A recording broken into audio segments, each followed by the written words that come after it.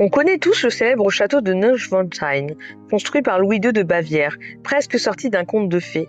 Mais juste en face se cache un château bien plus discret, le Hohenschwangau. Et pourtant, c'est là que tout commence. C'est dans ce château méconnu, mais essentiel, que Louis II a passé toute son enfance, avant même d'imaginer construire Neuschwanstein.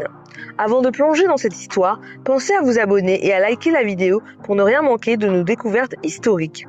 Le château de Hohenschwangau fut restauré au XIXe siècle par le roi Maximilien II, père de Louis II.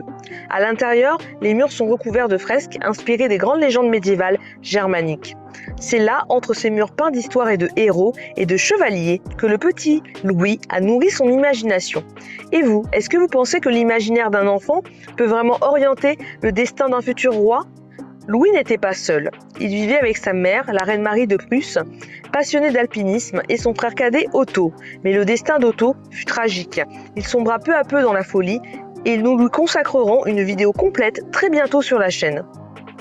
Hohenschwangau n'était pas seulement un lieu de famille, c'était un refuge entouré de paysages magnifiques. Le château surplombe le lac Alpsee, un cadre à couper le souffle que nous avons filmé pour vous. Imaginez l'enfant Louis regardant ce lac scintiller au coucher du soleil. C'est ici que naissaient ses rêves de palais idéaux. Voilà pour le château de Hohenschwangau, souvent éclipsé par son voisin, Neuschwanstein, mais qui fut le véritable berceau de Louis II.